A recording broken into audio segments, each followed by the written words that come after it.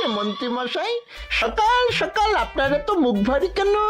আরে আর বলিস না, আগে রাজসভায় অনেকেই ছিল যারা আমার হয়ে কথা বলতো, কিন্তু ইদানিং সবাই কেমন বদলে গেছে। সবাই গোপালের হয়ে কথা বলছে, তাই তো? একদমই তাই। আর না বললেও কেউ গোপালের বিরুদ্ধে কথা বলে না।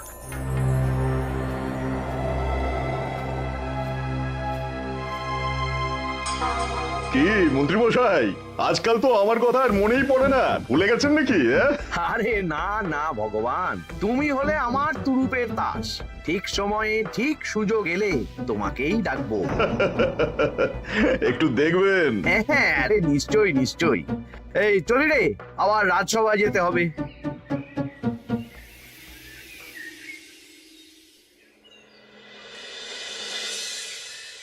আচ্ছা, তোমরা বলো তো, আমাদের রাজ্যের সার্বিক উন্নতির জন্য সবার আগে কি দরকার? মহারাজ, আমি বলবো। বলো গোপাল। সততা আর শিক্ষা, এই দুটো জিনিস মানুষের মধ্যে থাকলে রাজ্যের উন্নতি কেউ আটকাতে পারবে না মহারাজ। একদম ঠিক বলেছ পণ্ডিত, তুমি তো শিক্ষার কাণ্ডারি। তুমি কি বলতে চাও এই ব্যাপারে? মানে কিভাবে শিক্ষার আরো উন্নতি করা যায়? মহারাজ, আমি তো মনে করি পুঁথিগত শিক্ষাই শুধু শিক্ষা নয়, মানুষের ভেতরে যে পূর্ণতা আছে সেটাকে ফুটিয়ে তোলার নামই হলো শিক্ষা। যেমন? কেউ যদি খেলতে ভালোবাসে সে খেলোয়াড় হবে, গান করতে ভালোবাসলে সে গায়ক বা গায়িকা হবে। আমি প্রত্যেকের মধ্যে লুকিয়ে থাকা এই বিশেষ বিষয়গুলিকে তুলে ধরার জন্য কিছু করতে চাই। তা এটা করার জন্য কি দরকার? প্রথমত অর্থের প্রয়োজন। আমাদের আরো অনেক টুল খুলতে হবে, সেখানে এক একটা জায়গায় এক এক রকমের শিক্ষা প্রদান করা হবে। এটা ভালো প্রস্তাব। আমাদের রাজ্যে গায়ক, নৃত্যশিল্পী, অঙ্কন শিল্পী, খেলোয়াড় সব তৈরি হবে। দেশ বিদেশে রাজ্যের নাম উজ্জ্বল হবে। মহারাজ, একদম এসব উল্টো পাল্টা খরচ করবেন না। কেন কেন?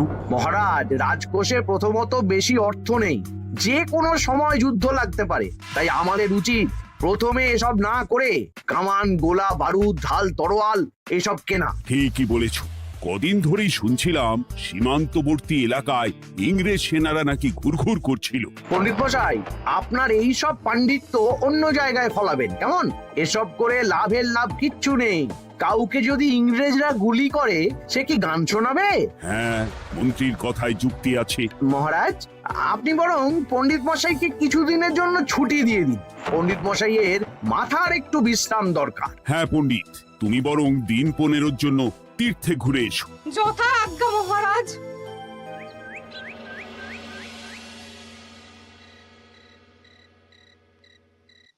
শোনো ভগবান, সকালেই তুমি কাজের কথা বলছিলে, আমি এমন ছক কষেছি কালকে থেকেই তোমার জন্য একটা ভালো বেতনের কাজ জোগাড় করে দেব।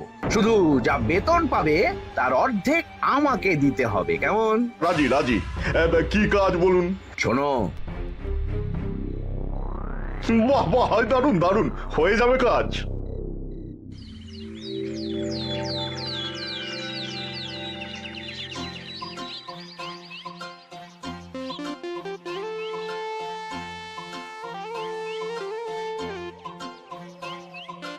এই সকাল সকাল রাস্তায় ঘুরঘুর করছিস কেন? পড়াশুনো কি শিখেই তুলে দিয়েছিস? পণ্ডিত মশাই তীর্থে গেছেন, এখন আমাদের ছুটি। দুপুর বেলা ভাত, রাতের বেলা রুটি।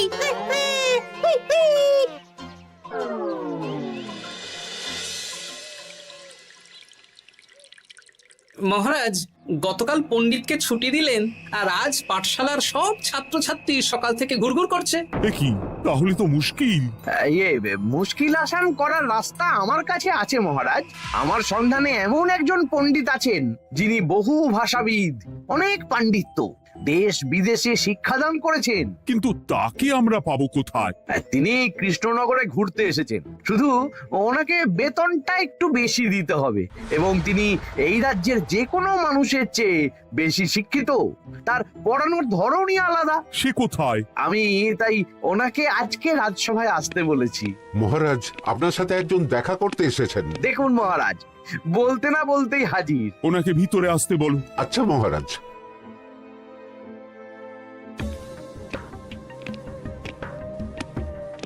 প্রণাম কৃষ্ণচন্দ্র, আমাকে আপনার মন্ত্রী ডেকেছেন, তাই এলাম।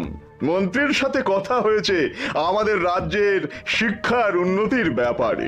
আমাদের মানে আপনি কি এই রাজ্যের? আমি এখন এই রাজ্যে আছি তো, তাই আমাদের রাজ্য বললাম। উনি সবাইকে আপন করে নেন। যাই হোক, তোমার শিক্ষার উন্নতির ব্যাপারে কি মতামত? মহারাজ, আমি এই রাজ্যের বিভিন্ন মোড়ের মাথায় টোল খুলতে চাই। তার জন্য অনেক অর্থের প্রয়োজন। তাতে কি উপকার হবে? ছাত্রদের জন্য তো নির্দিষ্ট পাঠশালা আছে। যখন শত্রুরা আক্রমণ করতে আসবে তখন তারা দেখবে রাস্তার মোড়ে মোড়ে টোল, মোড়ে মোড়ে টোল। তারা বুঝতে পারবে এখানে সবাই শিক্ষিত। আর শিক্ষিত লোককে ক্ষমতার অধীনে রাখা কঠিন, যুদ্ধে জিতলেও শাসন করা মুশকিল। কারণ অশিক্ষিতকে বোকা বানানো সহজ, কিন্তু শিক্ষিতকে বোকা বানানো কঠিন। নতুন পণ্ডিত একদম ঠিক কথা বলেছে। কোনো বাইরের রাজা বা শত্রু আক্রমণ করার আগে 5 বার ভাববে। এই সেরেছে। গতকালই মন্ত্রী বলছিল শিক্ষার দরকার নেই, অস্ত্র কিনুন, আর আজকেই শিক্ষার পক্ষে কথা বলছে। ব্যাপারটা কেমন সন্দেহজনক, নজর রাখতে হচ্ছে। বেশ, আমি তোমার এই শিক্ষা সম্প্রসারণের প্রস্তাবে রাজি। মন্ত্রী, তুমি এই প্রকল্প দেখভাল করবে। আচ্ছা, কত খরচ হতে পারে একটা হিসেব করে আমাকে জানিও, আমি দিয়ে দেব। আচ্ছা মহারাজ, আপাতত 500 মোহর দিয়ে রাখুন, পরে যা লাগবে বলে দেব। উফ, সকালে এক পত্তন বাজার, বিকেলে এক পত্তন বাজার, আর পারি না। আরে হাত চালাও, হাত চালাও। বাবা, কাজ শুরু হয়ে গেল। হ্যাঁ, আর ছাত্রদের পাঠশালার কাছে যেতে হবে না। পাঠশালা ছাত্রদের বাড়ির কাছে চলে আসছে। যেখানে সেখানে পাঠশালা। এই তো যেখানে সেখানে শিক্ষা। ঠিক বলেছো। আজ থেকে আমি আর নতুন পণ্ডিত চালু করছি। ধরো শিক্ষা, মারো পেরে। শিক্ষাকে ছাত্রছাত্রীদের মধ্যে গেঁথে দিতে হবে। এতদিন জানতাম ধরতক্তা মার পেরে, এখন বদলে যাবে। কিন্তু একটা পণ্ডিত এতগুলো পাঠশালা একা সামলাবে কি করে? খেপে খেপে। মানে সকাল 6টা থেকে 7টা একটা জায়গায়, পরে 7:30 থেকে 8:30 আরেকটা। এইভাবে বিভিন্ন জায়গায় পণ্ডিত ঘুরে ঘুরে শিক্ষাদান করবেন। না, ব্যাপারটার উপরে মহারাজকে নজর রাখতে বলতে হবে। মহারাজ, আমার মনে হয় এই পাঠশালায় আগামীকাল থেকে কেমন পড়াশোনা শুরু হবে, আপনার সেদিকে একটু নজর রাখা উচিত। হ্যাঁ, দেখি আগামীকাল সকাল সকাল বিভিন্ন পাঠশালায় গিয়ে নজর রাখবো। আর হ্যাঁ, আমাকে নতুন পণ্ডিত একটা তালিকা দিয়েছে, কোন পাঠশালায় কখন পড়াবে সেটার তালিকা। আমিও যাব আপনার সাথে।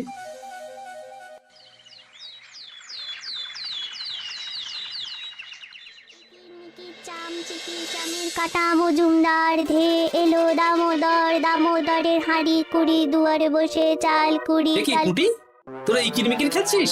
নতুন পণ্ডিত কোথায়? উনি তো এই মাত্র দক্ষিণের পাঠশালায় গেলেন। ন্যাপলা আর গুলটে আজ থেকে ওখানেই গেছে। ওদের দুজনের বাড়ি কাছাকাছি তো, তাই। আচ্ছা চলো তো গোপাল, দক্ষিণেই গিয়ে দেখি।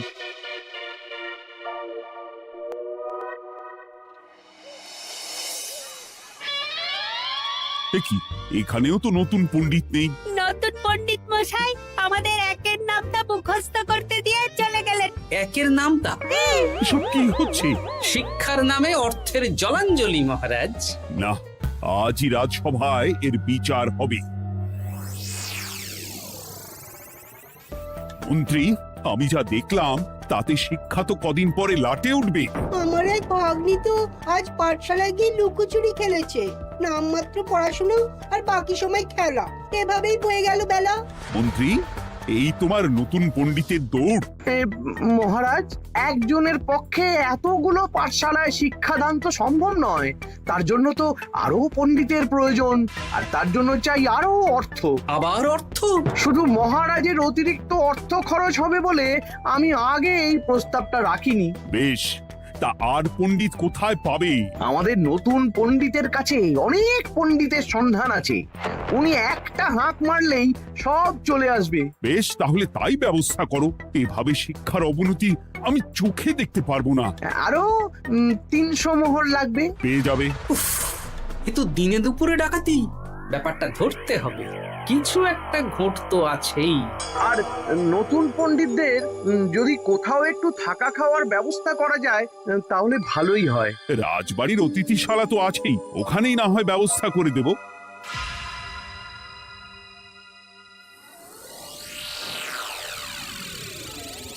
শোন বটা ঘটা আর কেলে পচা, তোদের এইবার এই ভগবানের মতন শিক্ষাদান করতে হবে। আরে আমি তো শিক্ষা বানানই জানি না। সে না জানলেও হবে, শুধু দাড়ি গোফ লাগিয়ে নকল পণ্ডিত সেজে কালকে থেকে পাঠশালায় যেতে হবে। কাকে কোথায় যেতে হবে সব আমি বুঝিয়ে দেব। আচ্ছা,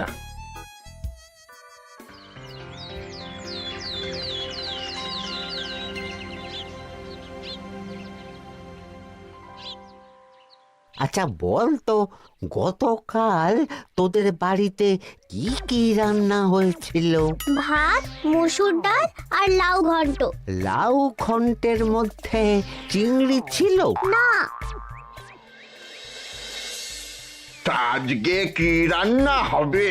আজকে সকালে বাবা বাজার থেকে পাকা কাতলা এনেছে। কাতলা মাছের পাতলা করে ঝোল হবে। আর তোর? আমাদের আজ নিরামিষ, এই কবজি ডুবিয়ে সবজি ভাতি খেতে হবে। হ্যাঁ, বেশ।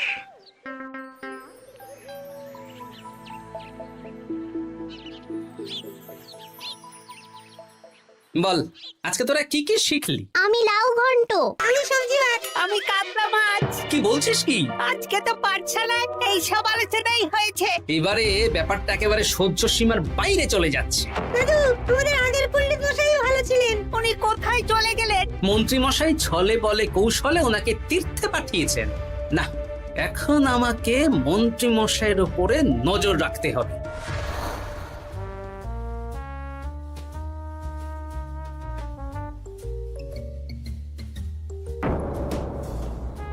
পাঠশালায় পড়ানোর ব্যাপার তো বিকেলেই মিটে গেছে।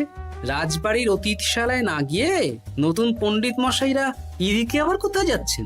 সাথে মন্ত্রীও আছেন, ব্যাপারটা নজর রাখতে হবে। তাড়াতাড়ি চল। চলুন চলুন।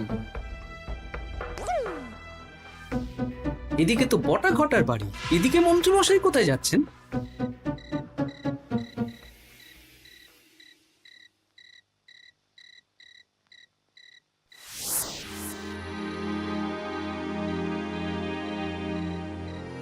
তারপর তোমরা সবাইকে কি শিক্ষা দিলে? শিক্ষে সে আমাদের শিক্ষা নেই, চুরি করে দিন চলে। আমি কি করে শিক্ষা দেব? আরে ছাইপাশ দাড়ি গোঁফ থাকলে কি কুটকুট করে?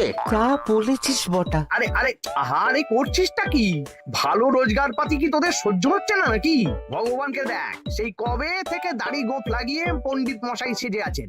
আমারও প্রথম দিন একটু সমস্যা হচ্ছিল, এখন সামলে নিয়েছি। আর আমাদের এই সব আলোচনা একদম করা উচিত না। বলছি মন্ত্রীমশাই, আমি কি শুধু এই পাঠশালাতেই পণ্ডিতের অভিনয় করব, নাকি রাজসভায় বসার সুযোগও পাবো? কালকেই এই ব্যাপারটা দেখছি। আগে তোমাকে রাজসভায় ঢোকাবো, তারপর এক এক করে বটা ঘটা কেলে পচা সব আমার দলের লোককে রাজসভায় ঢুকিয়ে নেব। আর রাজসভার বাকি সদস্যদের ফাঁকা করে দেবেন। একদম তাই। মহারাজ সহজ সরল মানুষ, এটাই একটা বড় সুবিধা। আচ্ছা, এই ব্যাপার। ঠিক আছে, আমি কদিন পরে ঠিক সময়ে একদম হাটে হাঁড়ি ভাঙবো।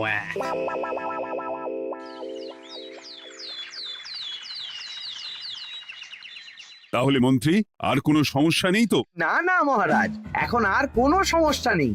দেখবেন এই ধরশিক্ষা মারপের এক প্রকল্পের নাম চারিদিকে ছড়িয়ে পড়বে। আমার তো মনে হয় একটু পাঠশালাতে বিজ্ঞান নিয়েও আলোচনা করা উচিত। হবে হবে, সব হবে। এখনো সব বাচ্চারা অজ্ঞান হয়ে আছে। আগে শিক্ষায় জ্ঞান ফিরুক, তারপরে না হয় বিজ্ঞান নিয়ে আলোচনা করবে। বিজ্ঞানী তো প্রস্তাবটা খারাপ রাখেনি। তুমি কি বেশি বোঝো? তাহলে তুমিই তো বিজ্ঞান শেখাতে পারো। আমি কবিরাজি শিক্ষা দান করতে পারবো। তোমার কবিরাজি শিখতে কেউ রাজি নয়, চুপ থাকো। আহ, দেখাই যাক না বাচ্চারা কেমন শিক্ষা লাভ করে। মহারাজ, বলছি কি, আমাদের পণ্ডিতের আসনটা তো ফাঁকাই পড়ে আছে। এখন যখন নতুন পণ্ডিত এসেই গেছেন, তাহলে ওই জায়গায় ওই তো বসতে পারে। কিন্তু পণ্ডিত তো তীর্থে গেছে, অবশ্য কদিন পরেই ফিরে আসবে। ও আসুক, তারপর না হয় আলোচনা করে একটা সিদ্ধান্ত নিব। পণ্ডিত মশাই না হয় এসে পুজো পাঠটাই করুক, কিন্তু রাজসভা এরকম ফাঁকা থাকলে কেমন একটা লাগে। বেশ, তাহলে তাই হোক। কালকে থেকে নতুন পণ্ডিত আমাদের পুরনো পণ্ডিতের জায়গায় বসবে। এইভাবে রাজসভা ফাঁকা করে যেতে হবে, তাহলে একদিন সবাই আমার পক্ষেই কথা বলবে, আর শেষে রাজাকেই সরিয়ে দেব।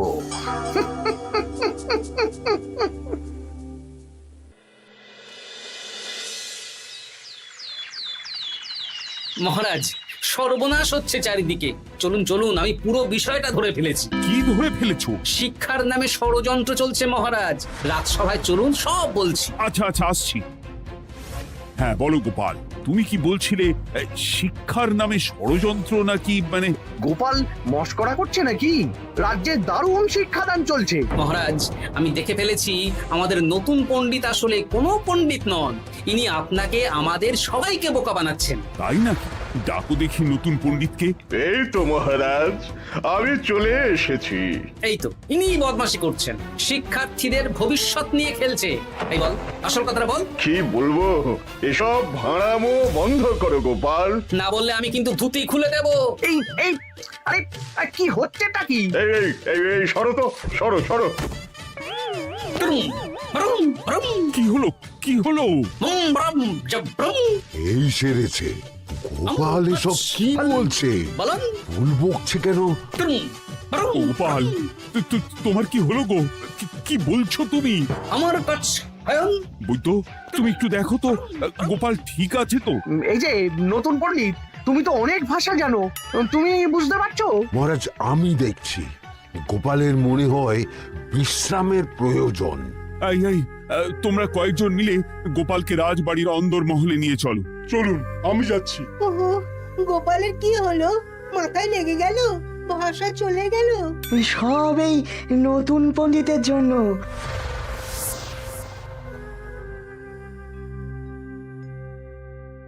আম ভাল খাচ কাচ হায়ন, আম মাস্টার কাচ। মহারাজ, আমার মনে হচ্ছে গোপালের বাইরে থেকে কিছু হয়নি, ভিতর থেকে কিছু হয়েছে। ব্রুম, নাড়ি স্পন্দন, হৃদস্পন্দন সব ঠিক আছে। আমার বড় যাব ভ্রম। কিন্তু গোপাল কি ভাষা বলছে বোঝা যাচ্ছে না। নতুন পণ্ডিত, একবার চেষ্টা করে দেখো না। আমার কাছে হয় না। এসব তো আমি কিছুই বুঝতে পারছি না মহারাজ। আপনি যে এত দেশ বিদেশে ঘুরেছেন, আপনি বুঝতে পারছেন না? এ আমার এখতিয়ারের বাইরে। তোমার বাকি পণ্ডিতদের নিয়ে আসো তো, যারা পাঠশালায় পড়ায়। আমি বুঝতে পারছি না, বটা ঘটা কেলে পচা কি বুঝবে? আমার বড় যাব ভ্রম। চপ করো ঘট, নল খাব মরব। কিছুই তো বুঝতে পারছি না। রাজসভায় কাউকে না দেখতে পেয়ে এখানে এলাম। ওই তো আমাদের পুরনো পণ্ডিত চলে এসেছে। শুনলাম গোপালের নাকি কি হয়েছে। এই পণ্ডিত, তুমি দেখো তো গোপালের নতুন ভাষা উদ্ধার করতে পারো কিনা। কি গোপাল, তুমি কি ভাষায় কথা বলছো? আমার মতর ভাষ কত বলো। ওই দেখো আবার কি সব বলছে। আমো বোঝো তো পড়ছো, সবার সাথে মস্করা করছো। তম ঠক ধরছ। হ্যাঁ, এই পণ্ডিত, এটা কি ভাষা? ঘাবড়াবেন না মহারাজ, এটা পাতি বাংলা ভাষা। বাংলা ভাষা? গোপাল শুধু আকার ইকার উকার আর বেশিরভাগ স্বরবর্ণ বাদ দিয়ে কথা বলছে। মানে গোপাল তম কছ কছ বলো। আমার নাম গোপাল ভর। মহারাজ, গোপাল বলল আমার নাম গোপাল ভর। আমার অত বকন মহারাজ। এর মধ্যে আকার ইকার উকার এসব বসিয়ে দেখুন তো কি হয়। আমার নাম গোপাল ভাঁড়। আমার নাম গোপাল ভাঁড়। অত, আমি অত, বকা বোকা, নই মহারাজ, মহারাজ।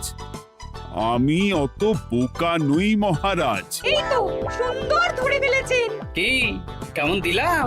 দেখলে আমাদের রাজ্যে মন্ত্রী ধরে আনা পণ্ডিতের পাণ্ডিত্য। সব এক একটা গাধা। হ্যাঁ, এ কি ভগবান, বটা ঘটা কেলে পচা। মহারাজ, এখান থেকে কি বুঝতে পারলেন? কি? শিক্ষার বাইরেও অন্যভাবে সমস্যার কি করে সমাধান করা যায়, তাও শুধুমাত্র উপস্থিত বুদ্ধি দিয়ে, যেটা আমাদের রাজপণ্ডিতের আছে। তা তো দেখতেই পাচ্ছি। আর সেই জন্যেই মন্ত্রী ওনাকে সরাতে চেয়েছিলেন, আর কিছুদিনের মধ্যে সব সভাসদদের সরিয়ে দিতেন। আমি সব মতলব শুনেছিলাম, আর এই দিনটার জন্য অপেক্ষা করছিলাম। আজকেই তো পণ্ডিতের তীর্থ থেকে ফিরে আসার কথা। তাই আজকে এই ছোট্ট নাটকটি করলাম। এবার মন্ত্রী আর এই 4 জন নকল পণ্ডিতকে আচ্ছা করে কারাগারে গিয়ে ধোলাই দাও। ধোলাই হলো ওনাদের জন্য উপযুক্ত এবং উচিত শিক্ষা।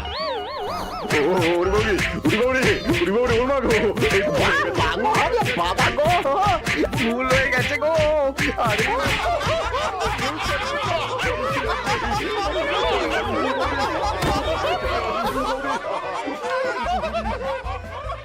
আহা কি আনন্দ!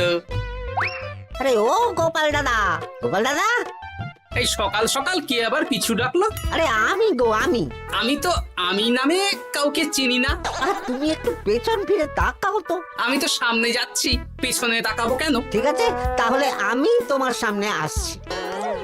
আরে দৌড়াচ্ছ কেন? হ্যাঁ, আরে দাঁড়াও দাঁড়াও বলছি, দাঁড়াও, নইলে কিন্তু আমি মহারাজের কাছে যাব। হ্যাঁ,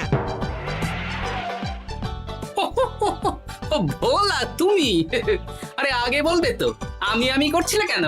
একদম কথা ঘোরাবে না গোপাল দাদা। এবার বলো কি বলছি। দেখো, আমি তোমাকে আগের বছর 50 মোহর ধার দিয়েছিলাম। এ কি, তোমার তো মিষ্টির দোকান, ধার দিলে তো লোকে ছুরি কাঁচি ধার দেয়, আর তুমি মোহরে ধার দেওয়ার ব্যবসা শুরু করেছো কবে থেকে বলো দেখি? আবার কথা ঘোরানো শুরু করেছো।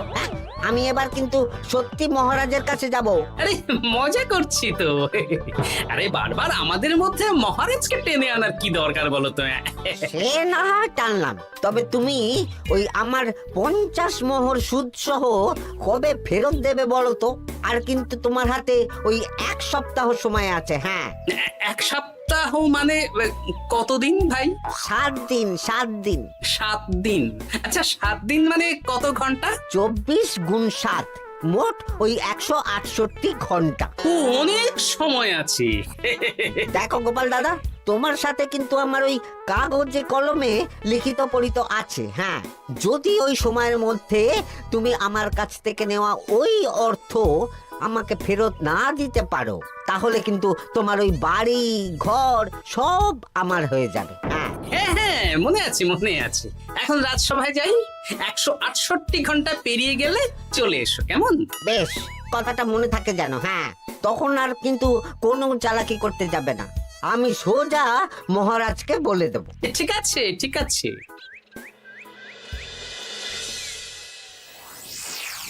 দেখুন মহারাজ, নিজের চোখেই দেখুন, সবাই হাজির, শুধু গোপাল ধা।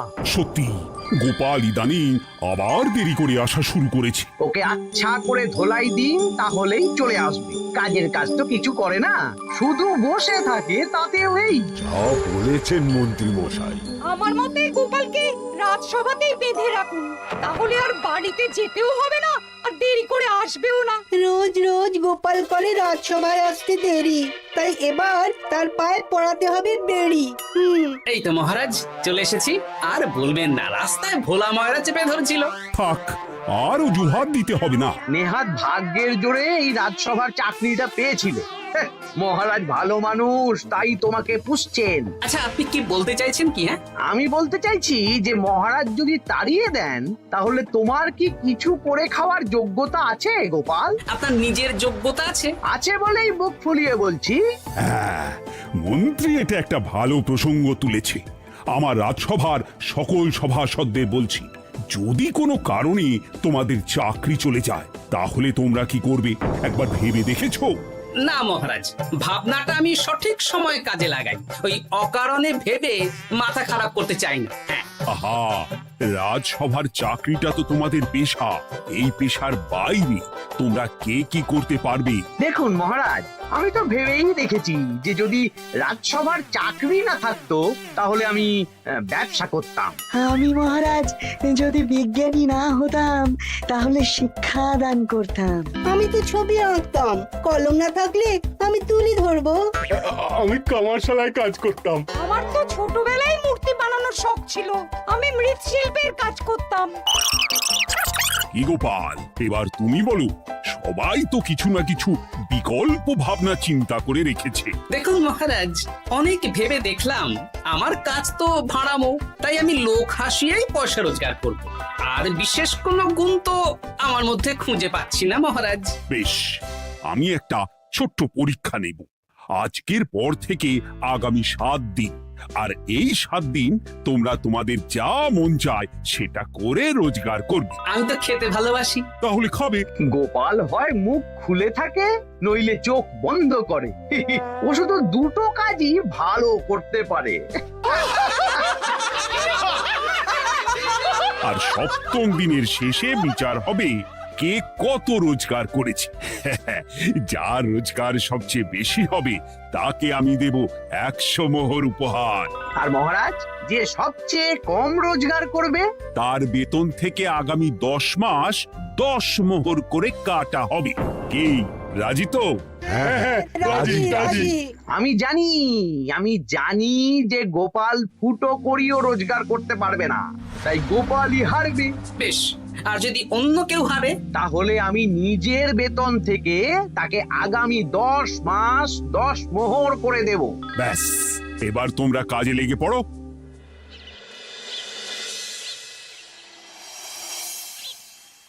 এ কি গিন্নি, আজকেও নিরামিষ? হ্যাঁ, আজকেও নিরামিষ খেতে হয়। হ্যাঁ, রোজই তো কিছু না কিছু একটা লেগে আছে তোমার। আমাদের পুরো শরীরটাই তো আমিষ। হ্যাঁ, তাহলে আমিষ খেতে বাধা কিসের বলো দেখি? বেশি তর্ক করতে হবে না বাপু, তা তোমাকে ডিম বানিয়ে দেবো। না, আমি মানুষই। ঠিক আছে গিন্নি। আরে তোমাকে ডিম বানাবো বলেছি নাকি? আমি বললাম তোমার জন্য ডিম বানিয়ে দেবো। জন্যটা তো বলনি তখন। আরে তাড়াতাড়ি দাও, তাড়াতাড়ি দাও। এখন কদিন শুধু খাবো আর ঘুমাবো। 7 দিন ছুটি। ছুটি মানে? সেসব পরে বলবো গিন্নি। যাও গিয়ে ডিম সেদ্ধ বসাও।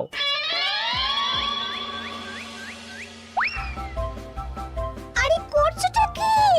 বাড়িতে যা মোহর আছে সব তুলে কোথায় নিয়ে যাচ্ছো? আড়ত বাজারে। কেন কেন? তুমি আড়তে গিয়ে কি করবে? আড়তটাই কিনে নেব। কেন? তাহলে খোলা বাজারের সব ব্যবসায়ী আমার কাছে আসতে বাধ্য হবে, আর আমি ভালো মুনাফা রেখে সব বিক্রি করব। কি রাজবাড়ির সুখে চাকরি ছেড়ে দিলে নাকি? না না না, এখন 1 সপ্তাহ ব্যবসা করে মহারাজের কাছে আমার যোগ্যতা প্রমাণ করব। সব পরে বুঝিয়ে বলবো। হ্যাঁ, আমি আপনাকে সব শিখিয়ে দেব। তাহলে ভাই ওই আগামীকাল সকাল থেকে কাজে লেগে পড়বো, কেমন? তাহলে বুঝতে পারলেন তো যে কি করতে হবে? হ্যাঁ হ্যাঁ জমিদার মশাই, কবিতা লেখা যেমন আমার পেশা, তেমনি চিত্রশিল্প আমার নেশা। তাহলে তো আর কোনো চিন্তাই নেই। আশা করি খুব সুন্দর ছবি আঁকবেন। আপনি 1 সপ্তাহ পর এই মন্দির চিনতেই পারবেন না। এই নিন আপনার জন্য 50 মোহর অগ্রিম। মন্দিরের চিত্রকলা শেষ হয়ে গেলে আরো 50 মোহর দেব, ঠিক আছে? বেশ।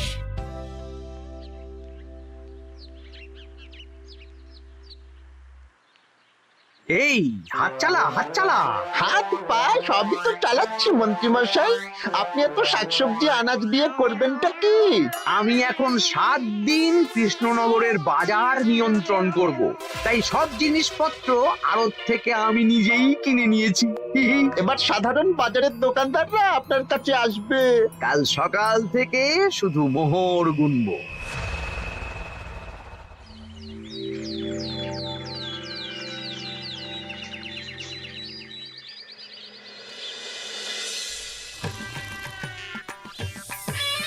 আরে এত বেলা হয়ে গেল, আর কত পড়ে পড়ে তুমি ঘুমোবে?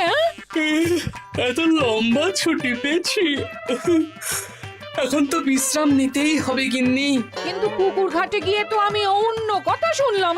তুমি আবার কি শুনেছো? তোমাদের মহারাজ নাকি বলেছেন আগামী 1 সপ্তাহ তোমরা সকল সভাসদেরা ওই সকল সভাসদেরা নিজের ইচ্ছে মতো কাজ করে রোজগার করব। আমার কাজ তো ভাড়ামো করা, তাই ভাড়ামোর সুযোগ এলে সেটাই করব। কিন্তু যদি সুযোগ না আসে, তাছাড়া যার রোজগার সবচেয়ে কম হবে তার তো বেতন থেকে 100 মোহর কাটা হবে গো। এই খবর পেয়ে গেছো?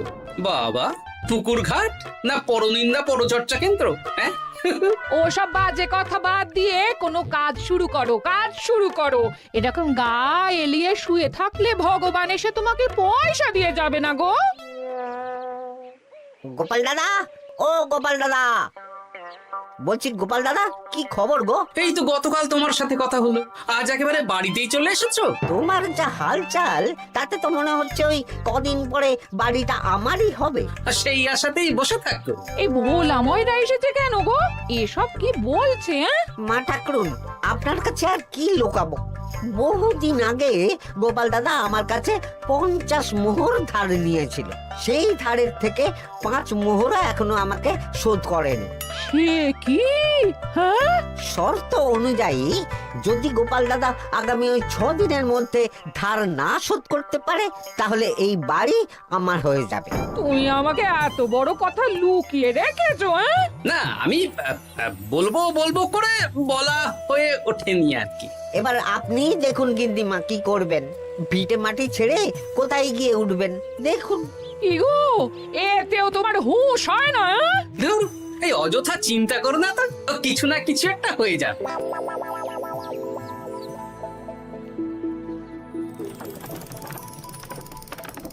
বাবা পণ্ডিত মশাই, আপনি তো এর মধ্যেই কাজ শিখে গেছেন। আমি তো ছোট থেকেই মাটির পুতুল বানাতে ভালোবাসতাম। বিভিন্ন দেবদেবীর মূর্তি নিজেই বানাতাম, তারপর পুজো করতাম। আমার পরম সৌভাগ্য আপনার মতন পণ্ডিত মানুষ আমার কুমোর শালায় কাজ করছেন। কোনো কাজই তো ছোট নয়। সত্যি সভাকবি মশাই, আপনার তুলিতে জাদু আছে। কি সুন্দর কারুকার্য। সবই আমার মা বাবার দান। আমার বাবা খুব বড় চিত্রশিল্পী ছিলেন। উনি হাতে ধরে আমাকে ছবি আঁকা শিখিয়েছেন। বাহ বাহ বাবা।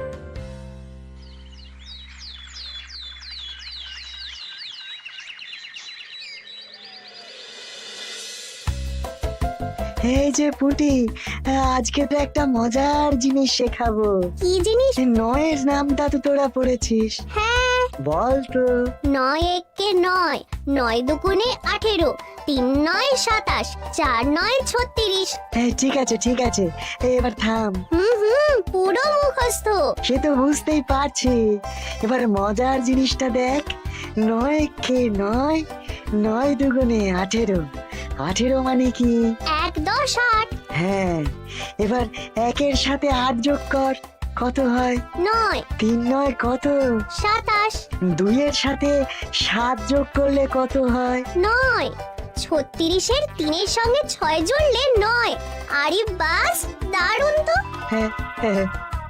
সত্যি বিজ্ঞানী মশাই, আপনি কি সুন্দরভাবে পড়া বোঝান।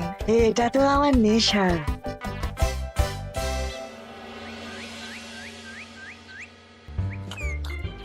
বলছি, তুমি তো দিব্যি বাড়িতে বসেই আছো, কিছুই তো করছো না।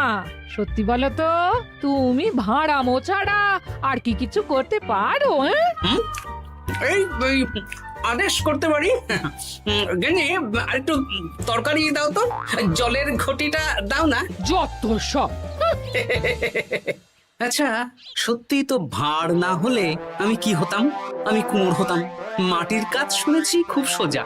যাই, কুমোর পাড়ায় যাই।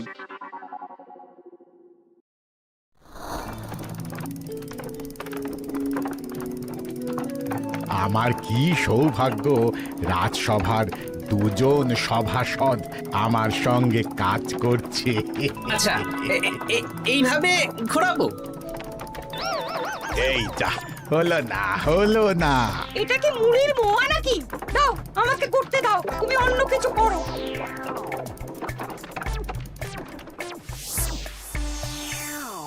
বলো গোপাল দাদা কি দেবো? মুড়ির মোয়া, তিলের নাড়ু? আমি কিনবো না গো, বানাবো। হ্যাঁ, কি বানাবে? ওই মুড়ির মোয়া। কদিনের জন্য আমার একটা কাজ দরকার, বুঝলে?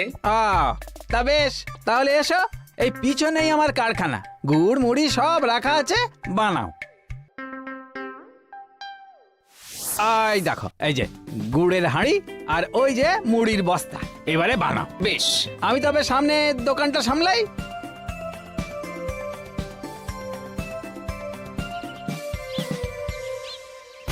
এ কিসের আওয়াজ হলো? আরে আরে আরে, এ কি করলে গোপাল দাদা? আর বলো না, ওই গুড়টা ঢালতে গিয়ে হাঁড়িটা হাত ফসকে পড়ে গেল। এই তুমি যাও তো, তোমাকে কিচ্ছু করতে হবে না, যত সব বিপদ বাড়ানো।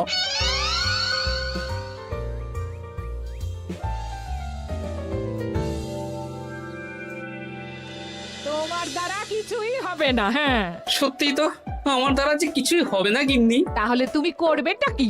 এমন করে বলো না গিন্নি, সবারই খারাপ সময় যায়। আর খারাপ ভালো, যে সামান্য মুড়ির মোয়া বানাতে পারে না তার মুখে এসব মানায় না, মানায় না। এদিকে বাজারে সবজির দাম হু হু করে বেড়ে গেছে। তাই নাকি? বলি তুমি জানবে কি করে? কদিন তো শুয়ে বসে আছো, আমি তো বাজার দোকান করি। মন্ত্রী মশাই এখন আড়ত সামলাচ্ছেন আর সাধারণ বিক্রেতাদের চড়া দামে বিক্রি করছেন। হ্যাঁ, ও বেটা জীবনে শোধরাবে না। উনি তো তাও ছলে বলে রোজগার করছেন গো। আর তাছাড়া অনেকে পথে গান শুনিয়েও রোজগার করেন, সেটাও তো তুমি পারবে না। হ্যাঁ, এই তো পেয়েছি। 6 দিনের মাথায় তো রাজসভায় একটা বৈঠক হবে, সেদিনই আসল মজা জমবে। কিসের মজা গো? হ্যাঁ, সেটা সেদিনই বুঝতে পারবে।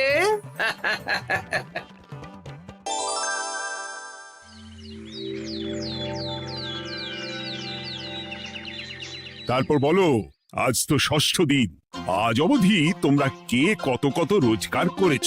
মহারাজ, আমি এখনো অবধি 200 মোহর। বাহ বাহ বাহ। আমি মহারাজ 15 মোহর। হ্যাঁ, আমি 5 মোহর। বিভিন্ন বাড়িতে বাচ্চাদের পড়াচ্ছি, শিক্ষাদান করছি দিনরাত। সেনাপতি, আমি 10 মোহর পেয়েছি, আরো পাবো। আমি 50 মোহর অগ্রিম পেয়েছি, আরো পাবো আগামীকাল। বাহ বাহ বাহ, সবাই তো ভালোই রোজগার করেছো। আর গোপাল, তুমি বলো। মহারাজ, আমি এখনো অবধি কোনো রোজগার শুরু করিনি। আমি আগেই বলেছিলাম, গোপাল একটা কানা করিও রোজগার করতে পারবে না। আসলে মহারাজ, আমি আজ সকালেই আমার প্রতিভা খুঁজে পেলাম। তোমার আবার কি প্রতিভা? আমি ভালো গান গাইতে পারি মহারাজ। আমার ছোট্টবেলার ইচ্ছে ছিল আমি রুদ্ধদ্বার সভা করব, গান গাইবো, আর দর্শক বা শ্রোতারা আমার গান শুনে আমাকে পয়সা দেবে। বাহ বাহ বাহ, তা শোনালি না কেন? আমি চাই আপনারা সবাই আমার বাড়িতে আসুন, আমার গান শুনুন। এই না না না না না, তোমার গান শুনে অর্থ ব্যয় করতে পারবো না গোপাল। যদি শোনাতে হয় তো বিনামূল্যে শোনাও। তুমি ভেবেছো কায়দা করে গান শুনিয়ে রোজগার করবে? সেসব চালাকি কিন্তু চলবে না। না মহারাজ, আমার গান শুনতে আসার জন্য একটা কানা করিও খরচ করতে হবে না। আমি বিনা পারিশ্রমিকে গান শোনাবো। বেশ, তাহলে কবে শোনাবে বলো? এখনই চলুন, শুভস্য শীঘ্রম। আবার যেতে হবে কেন? এখনই শোনাও। আমার আবার নিজের বাড়ি ছাড়া প্রতিভা বিকশিত হয় না। বেশ তো, এই কদিন টানা কাজ করেছি, তোমার গান শুনে মনটা যদি ফুরফুরে হয়ে যায়, ভালো তো। চলো গোপাল। আসুন আসুন, সবাই ভিতরে আসুন, আসন পাতা আছে, সবাই বসুন।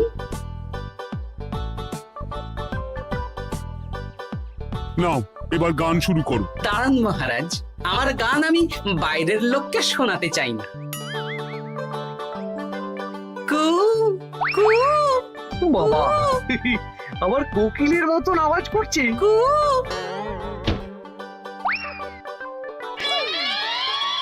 নাও নাও, শুরু করো।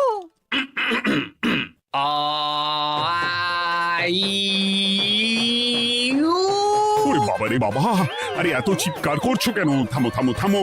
এটা ভালো লাগছে না? অন্য গান শোনাচ্ছি তাহলে। আকাশে মেঘে বাতাসে বায়ু, জ্যোতিষী বলেছে আমার 100 বছর আয়ু। আরে থামো থামো থামো, আরে কান ঝালাপালা হয়ে গেল। না, থামতে আমি পারবো না, গান শুনতেই হবে। ওরে ওরে বাবা রে বাবা, এই কানে তালা লেগে গেল, আমি পালাই। পালাতে পারবেন না, বাইরেও তালা দেওয়া আছে। বাইরে তালা খুলতে বলো। বাইরে বেরোতে হলে প্রত্যেককে 100 মোহর দিতে হবে। আমরা তো আগেই বলে দিয়েছি তোমার গান শোনার জন্য কোনো পয়সা দিতে পারবো না। এটা তো গান শোনার জন্য নয়, বাইরে যাওয়ার জন্য। আমার গান শুনতে আসার জন্য কোনো অর্থ লাগে না, গান শুনে বাইরে বেরোতে গেলে অর্থ লাগবে। জনপ্রতি 100 মোহর মাত্র। কি জ্বালাতন! হয় দিন, নইলে আবার শুরু করছি। থামো থামো, আপনারা কি সবাই দেবেন, না এখানেই থাকবেন? এই আরে, আমার কাছে এখন 50 মতন মোহর আছে। আমার কাছে 5 মোহর আছে। সে আমি লোক পাঠাচ্ছি আপনাদের সবার বাড়িতে, পুরো অর্থ পাবো, তারপর সবাইকে ছাড়বো। আচ্ছা এটা কি ঠিক করলে গোপাল? দেখুন মহারাজ, আমি কথা নিয়ে খেলি। সব সভাসদেরা 6 দিন খেটে যা না রোজগার করেছে, আমি শুধু বুদ্ধির জোরে আর ভাড়ামো করে ঘন্টা খানিকের মধ্যে তার থেকে বেশি রোজগার করে নিলাম। যদিও এখনো একদিন সময় আছে। সত্যি গোপাল, তোমার বুদ্ধির জবাব নেই। মন্ত্রী মশাই, যে সবচেয়ে কম রোজগার করবে আপনাকে কিন্তু তাকে আগামী 10 মাস 10 মোহর করে দিতে হবে। হ্যাঁ নয় হ্যাঁ, এরকমই তো তুমি মুখ বড় করে বলেছিলে। গিন্নি কই গো, ভোলাকে ডেকে আনো, ওর ধার আজকেই শোধ করে দেব। হ্যাঁ, যাচ্ছি। হ্যাঁ আমরাও যাচ্ছি। গোপাল, কালকে রাজসভায় এসে তোমার পুরস্কারের অর্থটাও নিয়ে যেও। সে তো নিশ্চয়ই।